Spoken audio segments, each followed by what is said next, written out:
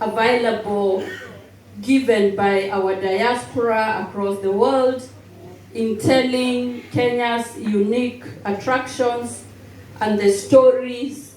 And John here from the Kenya Tourism Board has given a summary, and I'll just summarize it by saying that the Creator really endowed our country in very, very many ways.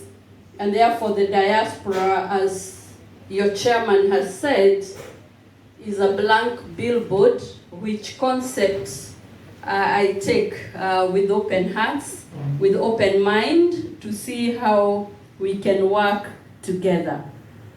I will not talk about the Masai Mara, the wildlife, the beaches, the cultural tourism, the sports, agri, and many others that we have, because we have already seen that.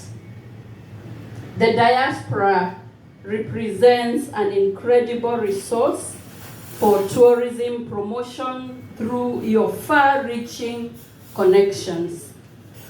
Your love for our motherland, which I have seen and I can feel. I see all of you have a desire to provide a good bridge between Australia or Victoria for this evening and our country.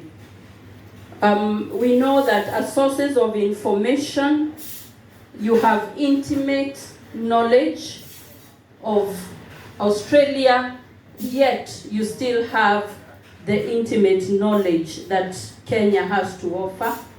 You hold the power to inspire travelers to choose Kenya as the preferred destination.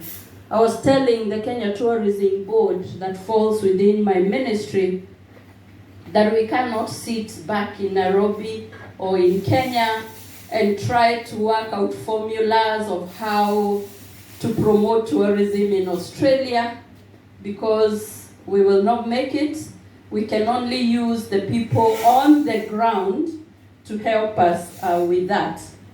And we know that through word of mouth, marketing within your social circles and networks, you can spark interest in our less known marvels, even the hidden gems that only a local can understand and can know.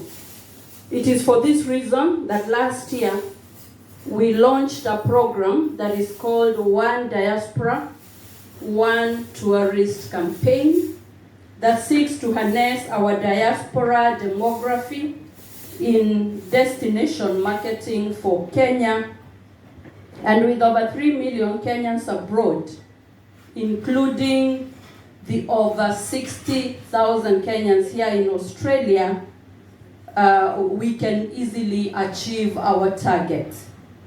We also know that remittances grew to a record $4.9 billion US in 2023. The figures for 2024 even surpassed that, and therefore diaspora remittances is becoming an integral part of the support of the Kenyan economy and the GDP growth. And with all that, what you have and your contribution to the economy, we can then extend that to tourism. Our aim is to push the arrivals, the international arrivals we recorded in 2024 was 2.4 million visitors.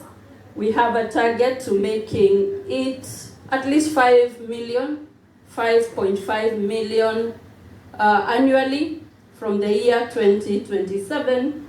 But we hope to achieve that even earlier if we have such practical partnerships. The ambitious target is achievable only if your influence as change makers is evoked. Imagine each one of you mobilizing just 5 of your friends and family to visit Kenya.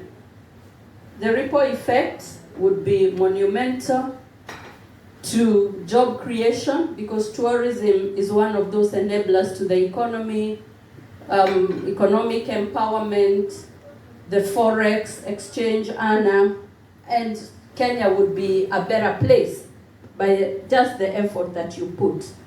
Your personal endorsements are far more credible than paid for advertisements. The national government is supporting the tourism sector through diversifying Kenya's tourism by promoting a few more niche market products such as adventure tourism, sports and cultural tourism, including wellness that is becoming very popular even here in Australia. Listening to the people I have met, there is no single group that is not talking about wellness tourism. I've been telling them we want to market Kenya as a wellness savannah. It is known that if you do your wellness in the savannah, it touches the innermost part of mankind, and we are marketing all those. And it's not just words.